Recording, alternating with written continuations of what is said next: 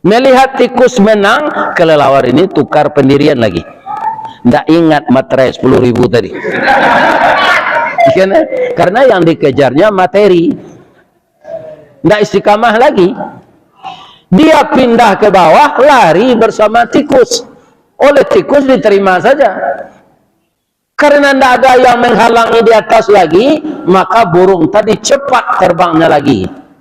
Kalah pula tikus. Batu kalau pengana kelelawar kembali. Nyo pakai pantun Datuk Dalu. Lalu terkena dapat Bukit Tinggi, orang menggalebek namanya Datuk Dalu. Tagal licik kaulu, tagal lompang kadodak, kalau sompi pe itu oleh pe nya. Itu bahasa Minang. Jadi ini intinya, di sini tidak bisa, harus pindah ke sini. Tidak perlu perjanjian itu, tidak perlu akidah itu. Yang jelas materi dah dapat, kedudukan dapat, pangkat dapat. Tinggalkan aja itu. Banyak orang seperti kelelawar itu sekarang. Walaupun Islam ini dihina, nyomamin zene. Tidak ada dia membantah. Iya kan? A'udzu billahi minasy syaithanir rajim. Bismillahirrahmanirrahim. Qul sadaqallah fattabi'u millata Ibrahim hanifa wa ma kana minal musyrikin. Wa qala aidan walillahi 'alan nasi hajjul bait man istata'a ilaihi sabila wa man kafara fa innallaha ghaniyyun 'anil 'alamin. Shadaqallahul azim. Yang dimuliakan dan dihormati Bapak Pengurus Masjid Al-Ikhlas beserta seluruh jajaran, yang dimuliakan para ulama, tuan guru, kiai, buya dan ustadz, seluruh pejuang-pejuang agama Allah, penegak kalimat tauhid. Akhirnya kita bernaung di bawah panji-panji Islam yang ditunjuk oleh Allah sebagai manusia pilihan, melanjutkan syariat Islam yang dibawa oleh 24 rasul sebelumnya. Kesemuanya banyak terdiri dari bangsa Israel. Tetapi Nabi yang ke-25, yaitunya Rasulullah Nabi Muhammad sallallahu alaihi wasallam, ditakdirkan oleh Allah dari keturunan Arab yang juga satu kakek dengan Bani Israel, berkumpul kepada satu kakek namanya Nabi Ibrahim. Ismail menurunkan orang Arab hanya satu jadi nabi sesudah beliau. Ishak menurunkan orang Bani Israel sampai kepada Nabi Isa yang ke-24, itu disebut keturunan Israel. Nabi Muhammad yang secara fisik dan rohani tidak ada cacatnya, sampai kepada akhlaknya dipuji oleh Allah Subhanahu wa taala. Di dalam surat Al-Qalam ayat 4 Allah berfirman, innaka la'ala khuluqin azim, sesungguhnya engkau ya Muhammad mempunyai budi pekerti yang agung. Saya jangankan Allah yang memuji akhlak saya, istri saya saja tidak terpuji akhlak saya semua. Ada saja yang salah. Bapak-bapak gimana? Ya sama saja dengan saya. Kenapa? Karena kita manusia biasa, tidak manusia pilihan seperti Nabi. Namun dengan kita mematuhi sunnahnya, mengikuti langkahnya, bersalawat kepadanya, semoga kita sepayung dengannya di dalam surga nanti. Amin ya rabbal alamin. Setelah kita bersyukur kepada Allah dan bersalawat kepada Nabi, kita saling mendoakan, Allahumma ighfir lil mu'minina wal mu'minat wal muslimina wal muslimat al ahya minhum wal amwat. Semoga kita orang mukmin ini yang tetap berdosa saling mendoakan, semoga dosa kita beroleh ampun dari Allah. Amin ya rabbal alamin. Bapak-bapak, ibu-ibu yang hadir, anakku remaja sehat semua? Jadi berapapun sehatnya kita, prima. Saya alhamdulillah karena sehat menurut orang kesehatan, itu sudah 109 kali darah saya diambil. Jadi saya pendonor. Tapi itu tidak menjamin saya tidak mati. Walaupun sehat, tapi sekarang tidak boleh lagi. Sudah cukup itu Pak Ustadz, 109 kali menyumbangkan darah karena usianya sudah 70 tahun, tidak baik untuk kesehatan lagi. Kalau baik itu kan tidak lama teroleh. Ya kan? Ini, maka kematian itu akan datang kepada kita semua. Apakah kita perlu takut? Tidak perlu takut. Karena kematian, kalau kita mematuhi aturan Nabi, mematuhi aturan Rasulullah dalam hidup ini, konsep hidup kita ati Allah wa ati'ur Rasul, malaikat akan datang menjemput kita dengan membaca salam. Maka kematian yang seperti itu disebut husnul khatimah. Benarkah itu?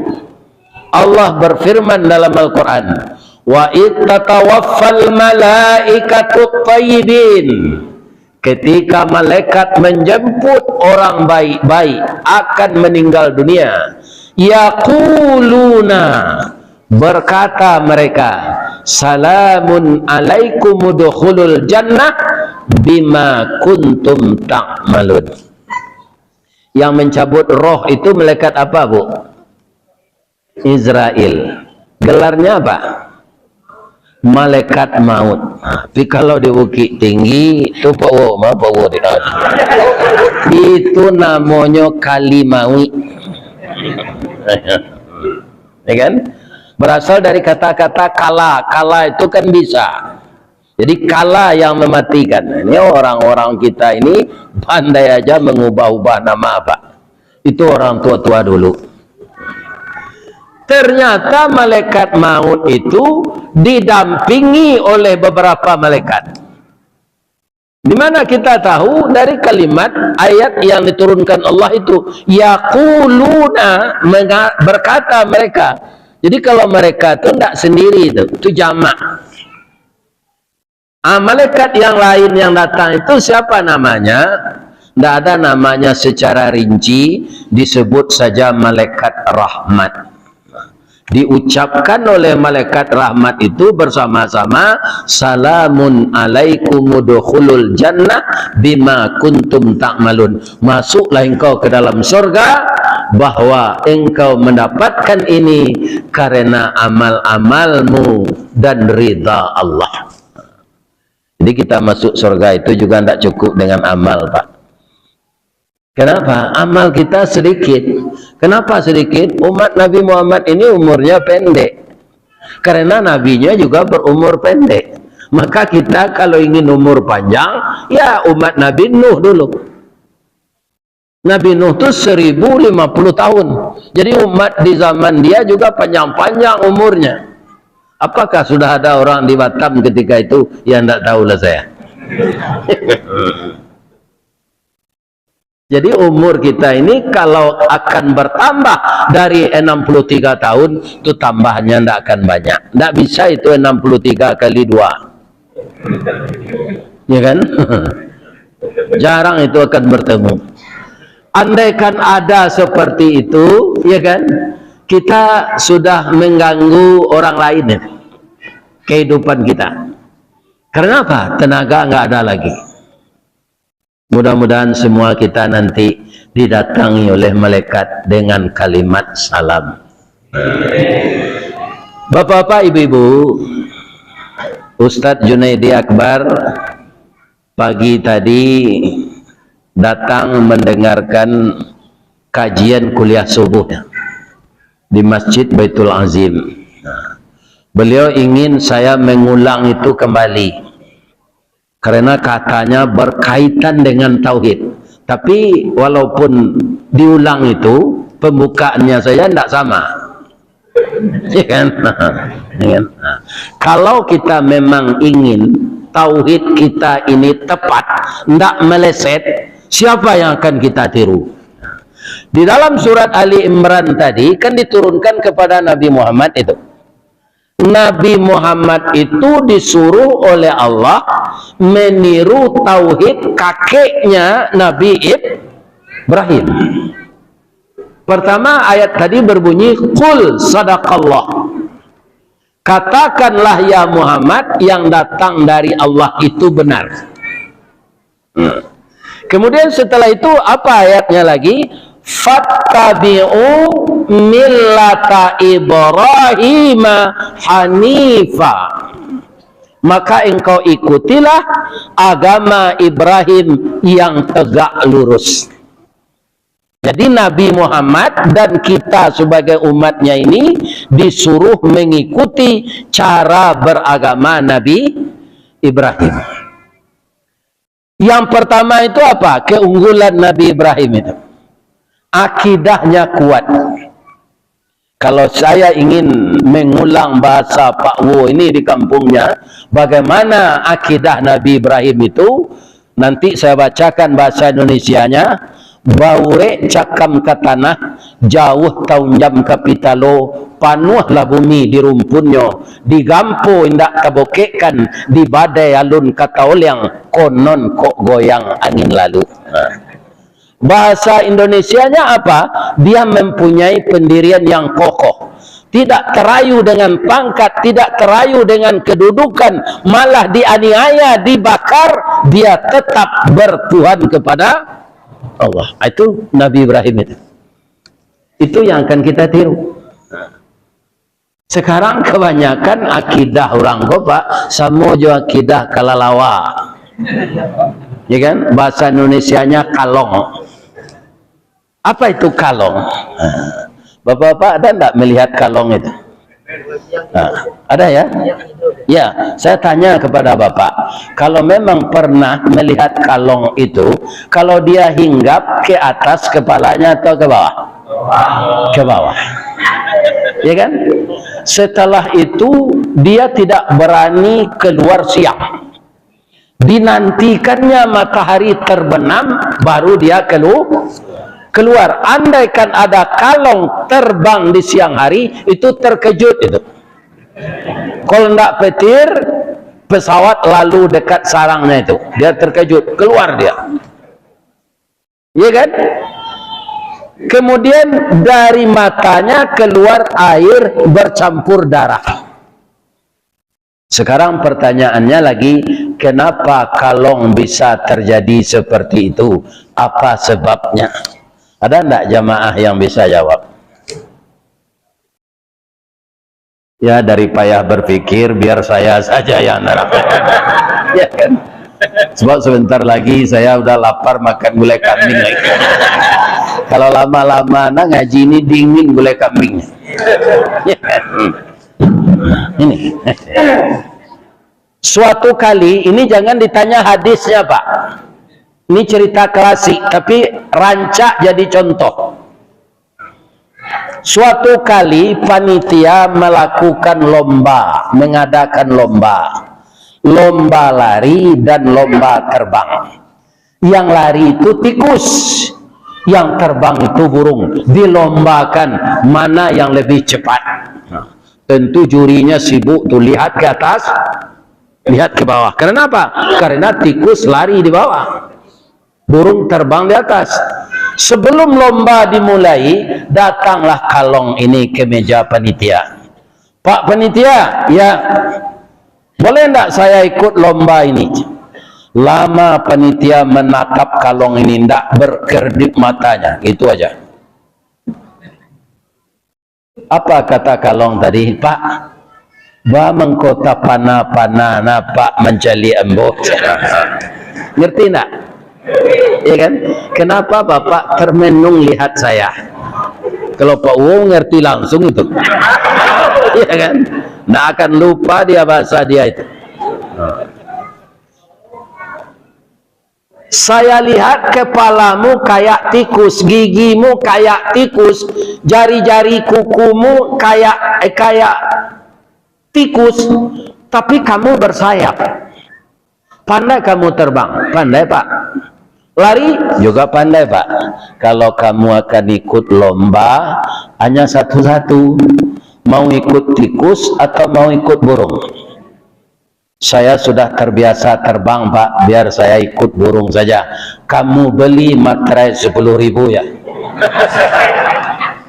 Kemudian kamu, ya kan, tuliskan tanda tanganmu yang hitam di atas yang putih.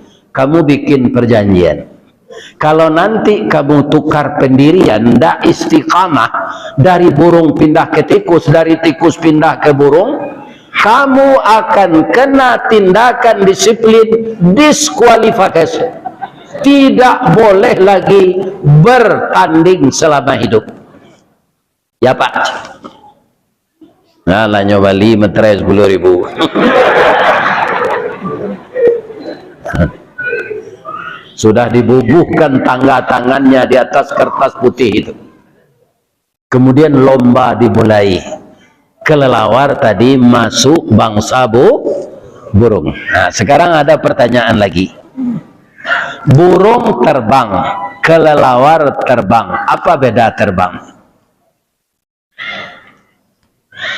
Beda enggak? Beda. Kalau burung yang dibawa terbang itu sayap. Sayapnya itu dari bulu per helai, dan bulu itu pakai minyak, ada sumber minyaknya di bawah apanya ini ya, kalau kita pantat lah ada di sana sumber minyak itu. Maka sekali 2 hari itu diambil dengan paruhnya, kemudian minyak itu beginikan ke bulunya, licin, ringan. Maka burung itu kalau terbang bapak-bapak begini. Oh, tapi kalau kelelawar, karena yang dibawa terbang itu kulit, lahu ajnihatum min jildin raqiqin wala risyafi. Itu dalam mahfuzat. Yang dibawa terbang oleh kelelawar itu adalah kulit yang licin tanpa bulu. Maka kelelawar itu terbangnya berkayu, Pak.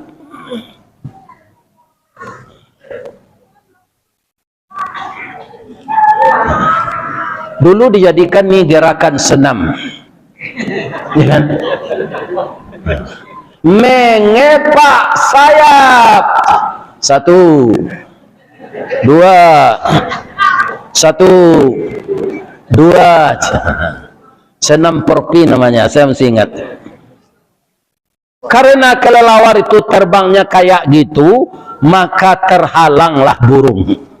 Akhirnya tikus menang.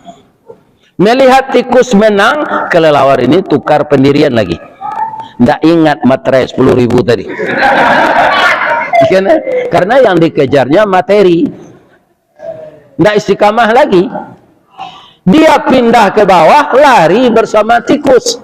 Oleh tikus diterima saja. Karena tidak ada yang menghalangi di atas lagi, maka burung tadi cepat terbangnya lagi. Kalah pula tikus. Batu kalau pengana kelalawa kembali. Nyo pakai pantun datuk dalu. Lalu terkena dapat tinggi orang mengalih namanya datuk dalu. Taga licik kaulu, taga lompang kadodak. Kalau sompi pe itu oleh pe nya. Itu bahasa Minang. Jadi ini intinya, di sini tidak bisa, harus pindah ke sini. Tidak perlu perjanjian itu, tidak perlu akidah itu. Yang jelas materi dah dapat, kedudukan dapat, pangkat dapat. Tinggalkan aja itu. Banyak orang seperti kelelawar itu sekarang. Walaupun Islam ini dihina, nyomamin zene. Tidak ada dia membantah. Iya kan? Akhirnya pindah pula dia ke atas, diusir oleh burung. Kelelawar, kamu tidak punya prinsip, tidak punya pendirian, rasanya kami akan menang, kamu berpihak kepada kami. Sekarang kami rasanya akan kalah, kamu lari kepada tikus. Akhirnya kami menang, kamu ke atas lagi, kamu tidak kami terima lagi. Lari ke bawah, diusir pula oleh tikus. Itulah sebabnya kelelawar ini stres, ya kan? Maka hinggap kepalanya ke bawah, kakinya ke atas. Kenapa dia tidak keluar siang? Malu. Masyarakat burung tidak terima, masyarakat tikus tidak terima, ya kan? Tidak ada teman lagi. Maka dia malu keluar siang. Keluarnya malam, tidak pula dengar kajian, tapi mencilok yang murah. Inilah kelelawar, ya kan? Kalau seperti ini akidah Pak, Bapak tidak bisa sepayung dengan Nabi Muhammad, dengan Nabi Ibrahim nanti. Makanya Allah menyuruh kita, fattabi'u millata Ibrahim hanifah. Ya kan? Kalau orang partai boleh saja begitu Pak. Tidak menang kita di PAN pindah ke Nasdem, tidak apa-apa itu. Tapi kalau akidah tidak boleh Pak, ya kan? Jadi Nabi Ibrahim itu yang paling utama akidah. Tanda akidahnya kuat apa? Dia tidak takut dibakar Pak, tidak takut dibakar. Ketika masuk api itu bagaimana? Allah menyuruh api dingin. Begitu Allah memelihara orang yang bertauhid. Ya kan? Tidak mempan kulitnya dimakan api. Ya naru kuni bardan wa salaman ala Ibrahim. Jadi tauhid itu yang pertama. Sebab kalau tauhid ini tidak tepat, ibadah akan goyang Pak. Karena itu dasar. Seperti rumah itu pondasi, jangan itu goyang, harus kokoh. Ini yang pertama akan kita tiru dari Nabi Ibrahim alaihis salam. Ya kan? Yang kedua apa? Kesabarannya. Nabi Ibrahim itu kebetulan materi banyak diberi Allah Pak. Tapi materi itu tidak membuat dia lalai beribadah. Malah dipergunakannya untuk mendekatkan diri kepada Allah. Setiap hari Nabi Ibrahim itu Pak, tidak tenang kalau tidak ada menjamu orang makan. Coba bayangkan. Jadi jamaah pengurus Masjid Ikhlas ini meniru Nabi Ibrahim. Tadang adanya Ustaz datang dari Padang nyobantai kambing. Ya kan? Waduh, ya kan? Ini.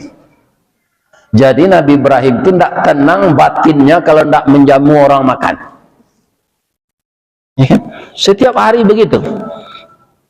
Hari raya korban, dia berkorban 100 ekor sapi. Sendiri itu dan keluarganya. Itu. Jadi dia menganggap kekayaan ini hanya sebentar di dunia. Untuk membawa kekayaan ini ke akhirat, sebelum kita mati dibagi untuk jalan Allah. Kalau yang di bank, Pak, deposito emas batangan yang Bapak simpan di brankas bank yang dari besi itu, semuanya itu akan tinggal kalau kita meninggal.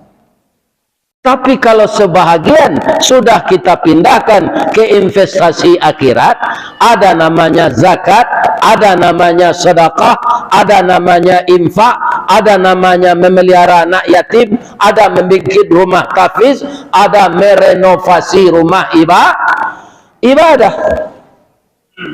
Itu sudah menjadi investasi akhirat. Tapi kalau kita simpan-simpan di dunia ini, begitu sakit kita, susah jangan, stres, susah, sakit, mati. Kebetulan istri Bapak muda yang tinggal itu. Sudah sampai idahnya, ya kan? Dia nikah dengan pacar lamanya. Apa itu sedalam kubur menjalik nyawa sandiang tak? Oleh balaki gini dan balik, ya kan? Nah, rumah kita, harta kita dinikmati oleh mantan istri kita itu dengan suami barunya.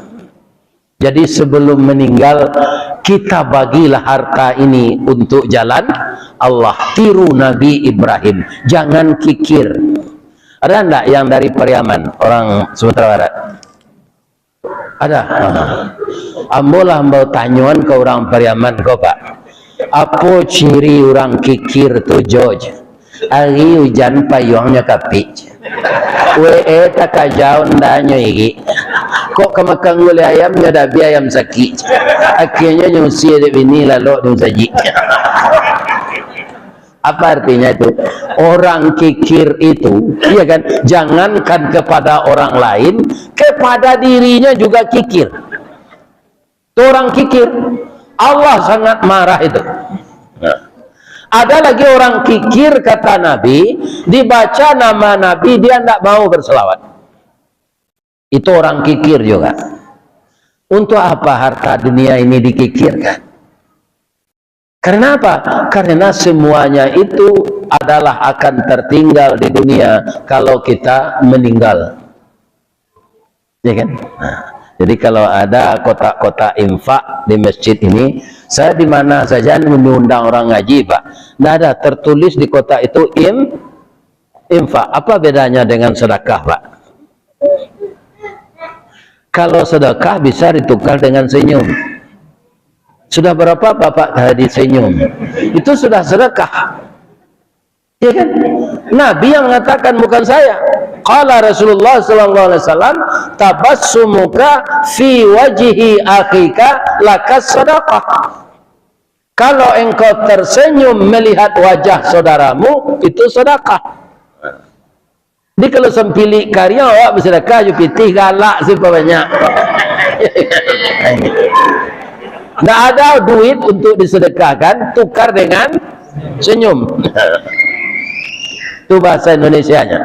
Tapi kalau kotak infak itu diletakkan di depan masjid itu, senyum saja kita, ya kan? Tidak ada isinya, ya kan? Kita mau masuk masjid, ada kotak infak di pintu itu.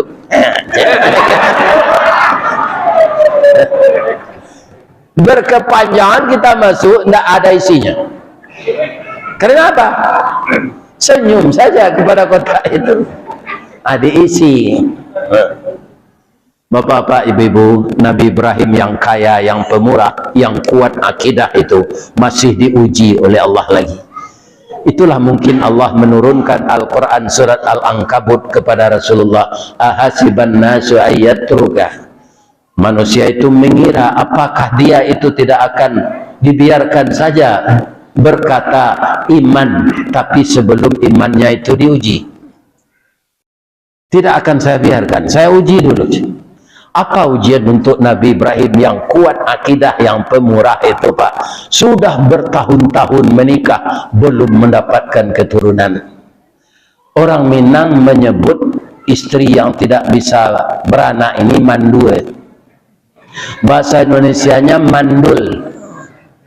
Kalau orang bekerja, penjaga pekerjaan itu bahasa Inggrisnya supervisor, itu bahasa Minangnya mandor, bahasa Indonesianya mandor. Nah, jadi kalau di dalam bahasa Indonesia, perempuan yang tidak melahirkan mandul.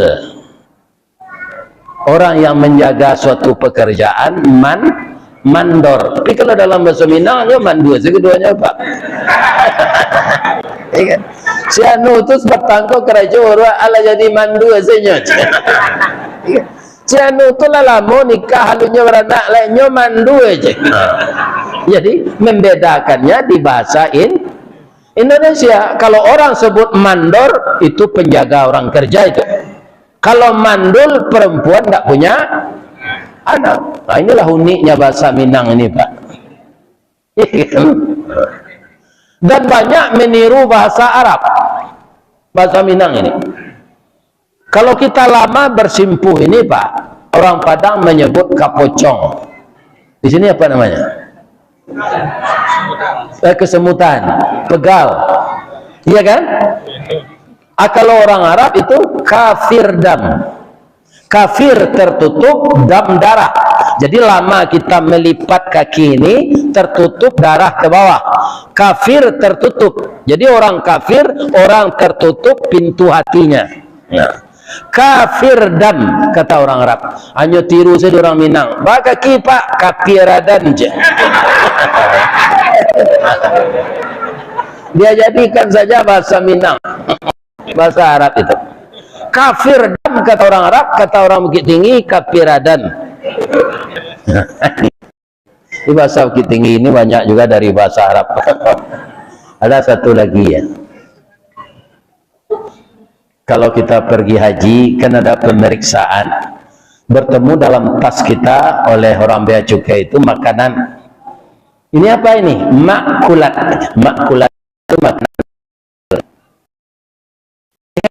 Makulat. Akarnya akala yakulu mak. Adi jadi menang orang tinggi. Kalau dia menonton TV malam minum kopi, apa katanya kepada istrinya? Bu, anang kadi kule bu. Jadi itu berasal dari makulat. Iya kan? Kule. Dijadikan bahasa Indonesia kuliner. Itu dari bahasa Arab. Ya kan? Bapak-bapak, ibu-ibu, suatu kali termenunglah Nabi Ibrahim itu. Ditanya oleh istrinya Ibu Sarah, Bang, kenapa Abang terlalu termenung-menung ini? Apa yang terjadi dalam diri Abang? Ada enggak yang sakit? Saya sehat, Adinda. Tapi umur kita, saya sudah lebih 100 tahun, juga belum dapat anak kita ini. Ini yang saya pikirkan. Saya ingin anak saya dapat anak jadi rasul seperti saya. Ibu Sarah ini pula yang termenung lagi. Ditanya pula oleh Nabi Ibrahim, kenapa Adinda termenung? Ya saya sudah menopause, sudah tua, tidak mungkin hamil lagi. Ini menurut logika. Tapi kalau saya lihat laki-laki yang sehat walaupun umurnya udah tua, dia beristri dengan yang muda, dapat anak dia. Biarlah saya korban untuk Abang. Korban apa kata Nabi Ibrahim? Korban perasaan Bang. Saya izinkan Abang lagi. Oleh teluk ribu meniru tu. Itu kan.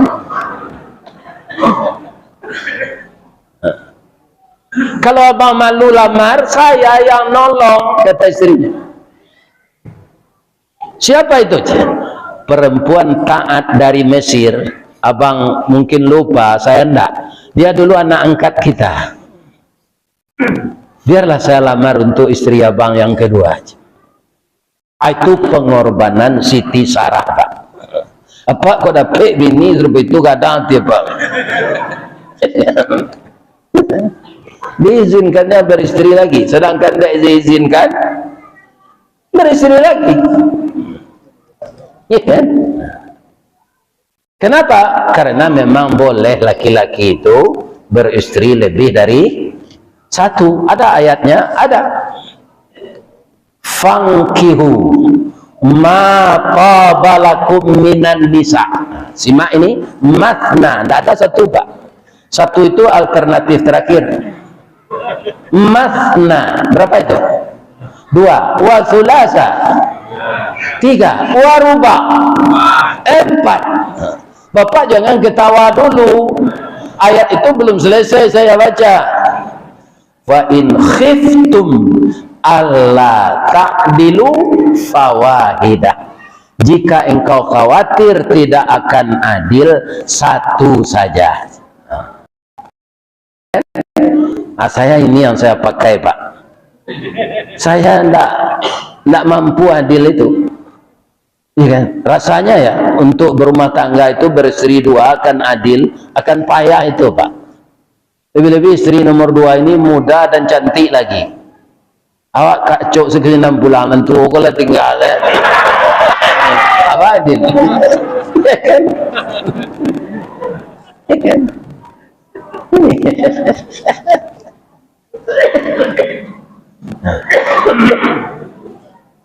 Yang kedua harus pula dikaji ekonomi. Tidak sembarangan beristri dua ini pak. Mampu tidak kita membiayai dengan pendapatan kita setiap hari beristri dua? Iya kan? Di Minang ada pantunnya pak. Nanti saya terjemahkan bahasa Indonesia. Apa pantunnya kalau orang tak mampu beristri lagi? Kopi pai indak bagulo dibuai orang batu sangka idui pai bini berdua akhirnya lalu disuruh tinggal. Kenapa? Istri tua ngusir, istri muda juga ngusir, tidak ada duit lagi. Nah, iya kan? Jadi kalau tidak mampu kita dengan keuangan, ya satu aja. Jangan beristri lagi. Nabi Ibrahim ini kan kaya pak, korbannya 100 ekor sapi hari raya Adha, 1000 ekor kambing. Oh orang ini boh.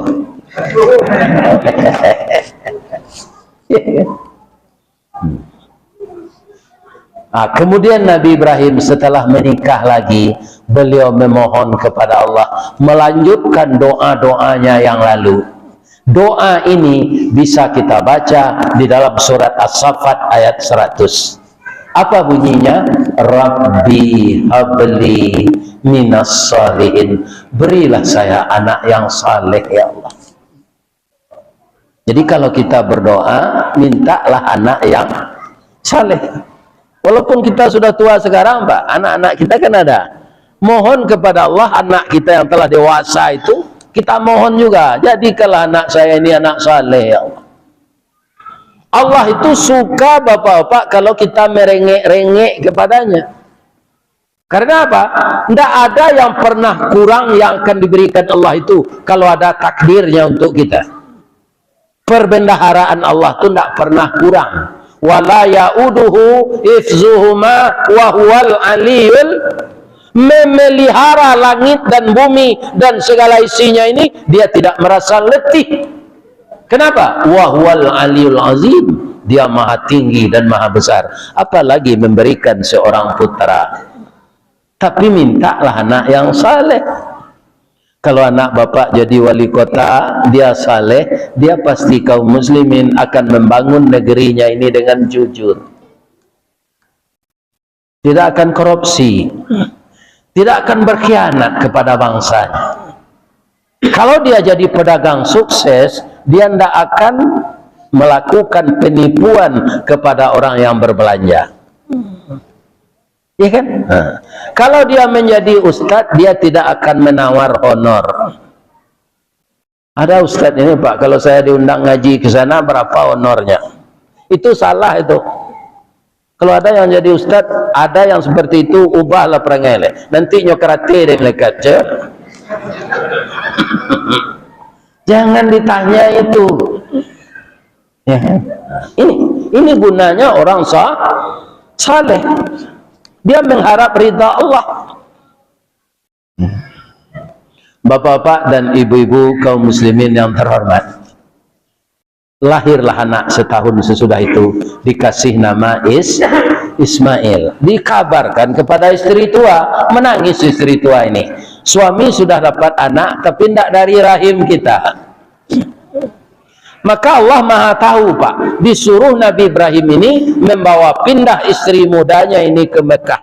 Yang ketika itu belum ada manusia banyak seperti sekarang. Menangislah Siti Hajar tiba di sana. Belum lama di sana suami kembali ke Palestina untuk berdakwah. Bang, abang kembali ke Palestina ini mau berdakwah atau melihat kakak? Yang pertama sekali saya berdakwah karena saya Rasul. Jadi kalau bisa memahami profesi suami, ibu tidak akan cemburu. Kalau bapak bisa memahami profesi istri, bapak tidak akan cemburu juga kepada istri. Iya kan? Istri bapak kerja di bank, dia cari nasabah. Itu kerap kali dia senyum kepada orang itu. Jam pemburu baru ya pak. Ya kan? Nah, ini karena apa? Memang itu kerjanya supaya orang tertarik nabung sana. Nah, begitu juga Siti Hajar paham betul bahwa profesi suaminya adalah Rasulullah. Maka dia sabar saja ditinggal suami itu dengan anak kecil yang baru lahir. Kalau Siti Hajar yang sekarang itu sudah banyak kali dia ke pengadilan agama ngadu itu. Kalau sehari dua hari ditinggalkan suami nggak apa. Ini 11 tahun. Sudah remaja, tanggung anaknya itu. Kemudian beliau pulang, diajaklah anak ini merenovasi Ka'bah. Karena Ka'bah ini pernah runtuh di zaman banjir Nabi Nuh. Rupanya anak 11 tahun itu sudah pandai ilmu pertukangan. Ayahnya duduk saja melihat anaknya bekerja. Maka karena lama duduk tanah becek di sana, maka adalah jejak telapak kaki Ibrahim itu. Sekarang dijadikan namanya Maqam Ibrahim. Disuruh kita salat sunat dekat itu. Ya kan? Para jemaah malamnya tidur dengan anak ini disuruh sembelih oleh Allah. Tapi dalam mimpi, ya kan? Jadi kalau kita mimpi, Pak, jangan dilakukan pula. Mimpi yang benar itu hanya mimpi Nabi. Kalau orang suka beli lotre buntut, Pak, itu mimpinya itu aja tiap malam tuh. Nah, itu aja. Jadi mimpinya nggak benar. Nah, kalau mimpi Nabi ini ada benarnya. Malah ada Nabi yang pandai menakwilkan mimpi. Nabi apa? Nabi Yakub dan Nabi Yusuf. Yusuf yang sekarang ada pula yang pandai menakwilkan tabir mimpi ini. Kalau mimpi gigi copot bagaimana itu Pak? Itu tanda akan kematian. Kalau orang tua mimpi gigit ular Pak, itu tanda kematian. Orang tua ini umurnya sudah 90 tahun, dia digigit ular. Apakah dia benar akan bersuami lagi? Sedang sekuli adalah kandu, ya kan? Uban lah batabu, gigi adalah gugu, pencalian adalah kabu, nanti makan bubu, sesudah itu masuk ini, tak mungkin dia bersuami lagi. Malam kedua berulang mimpi lagi, disampaikan kepada istriku sayang, ya bang, sudah 3 malam saya mimpi ini. Apa? Disuruh nyembelih anak kita. Bagaimana pendapatmu? Mungkin mimpi ini bunga tidur bang, lihatlah dulu. Dibenarkan pula istri ini. Karena apa? Memang istri itu adalah mitra kita dalam berumah tangga. Dia bukan pembantu Pak, istri itu mitra bapak. Iya kan? Kalau bapak ada kesulitan, minta pendapat istri, dia akan bisa mencarikan solusinya. Itulah istri. Makanya dia dari tulang rusuk. Kalau dia dari tulang punggung itu di belakang. Kalau tulang dada dia akan mendahului kita. Maka Allah sangat adil, dijadikanlah dia dari tulang rusuk. Tapi ada juga lemahnya. Apa? Tulang rusuk itu bengkok, Pak. Coba Bapak kasihkan uang Bapak ke istri itu, dibeginikan saja semuanya. Karena dia dari tulang rusuk bengkok. Meraihnya itu ke dalam.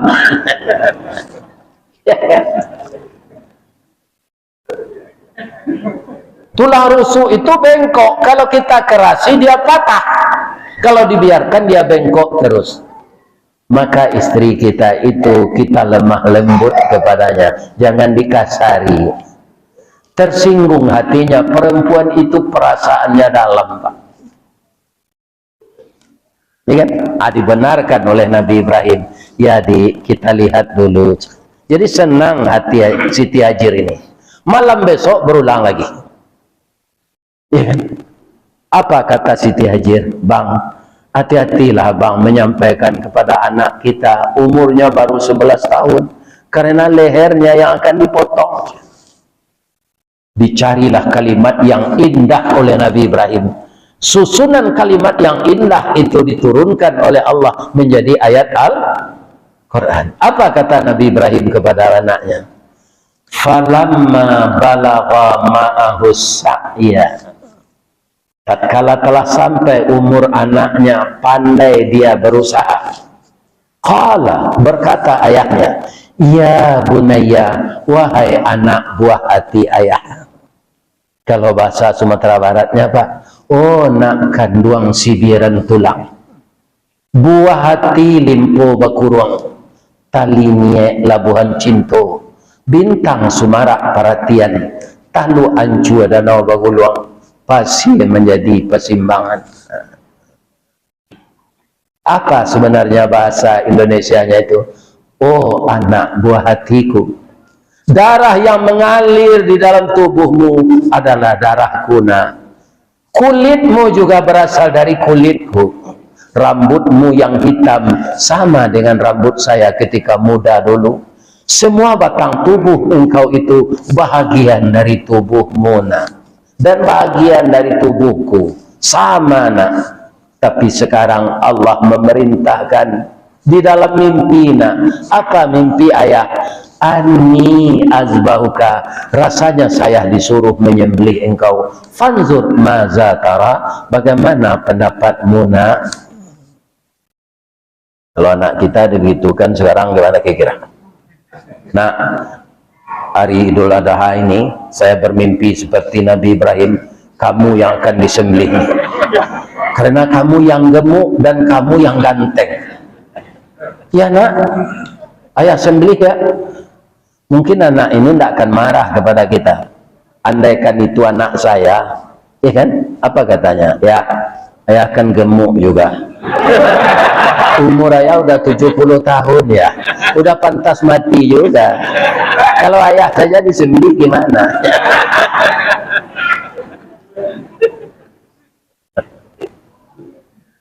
Apa jawaban anaknya tadi? Qala ya abati fa'al, ayah kerjakanlah ma tu'maru, sesuai dengan perintah. Satajiduni insya Allah minas sabirin, ayah akan mendapati saya sabar menerima ini. Falamma aslama wa tallahu lil jabin, ketika keduanya sudah berserah diri, anak mau disembelih, ayah sudah bulat tekadnya untuk menyembelih, sudah izin dari istri. Begitu pisau akan dicecahkan di lehernya, wa nadainahu ayya Ibrahim, kami menyeru Ibrahim. Qad saddaqtar ru'ya inna kadzalika najzil muhsinin, sungguh engkau mau mengerjakan perintah saya yang dalam mimpi. Saya sudah tahu Ibrahim, engkau lebih cinta kepada saya daripada cinta kepada anakmu. Inna hadza lahuwal balaul mubin, yang saya perintahkan ini hanya cobaan, tidak sebenarnya. Jadi bagaimana lagi Allah? Wa fadainahu bidzibhin azim, saya tebus anakmu ini dengan kibas besar. Ini datangkanlah kambing dari surga, Pak. Tidak sembarang kambing. Kamu juga kambing yang tidak biar gini. Alhamdulillah. Iya kan? Untung saja ditukar dengan, kalau enggak terpaksa kita nyembelih anak setiap tahun. Ini akan jadi masalah terus ini. Untung ditukar dengan kibas. Wa tarakna alaihi fil akhirin. Kami tinggalkan kisah ini untuk orang-orang yang mau membaca. Salamun ala Ibrahim. Selamatlah Ibrahim. Inna kadzalika najzil muhsinin. Sesungguhnya inilah pembalasan bagi orang yang berbuat baik. Innahu min ibadinal mu'minin. Sesungguhnya Ibrahim itu hamba kami yang benar-benar beriman. Inilah bapak-bapak kisah-kisah yang berkaitan dengan ilmu tauhid. Kalau tauhid itu telah mantap Pak, kalau Allah yang meminta, tidak ada manusia ini yang berat melakukan. Makanya tauhid ini kita terus pertahankan, kita perbarui. Caranya bagaimana? Minta tolong kepada Allah. Tsabbit qalbi ala dinika wa ala ta'atika subhanaka inni kuntu minaz. Tanpa pertolongan Allah kita akan goyah dipengaruhi oleh setan, dan setan itu menggambarkan dunia ini yang paling indah. Kalau dunia yang paling indah menurut kita, berarti kita sudah masuk perangkap setan. Kalau sudah masuk perangkap setan, Allah membiarkan saja lagi setan itu mengiringi kita setiap hari. Mudah-mudahan jamaah Masjid Al-Ikhlas dihindarkan oleh Allah dari itu, dan bisa meniru Nabi Ibrahim dan Nabi Ismail. Amin. Subhanaka Allahumma Rabbana wa bihamdika Allahumma ighfirli. Asyhadu an la ilaha illa anta astaghfiruka wa atubu ilaik. Maka boleh kambing banyak maaf. Assalamualaikum warahmatullahi wabarakatuh.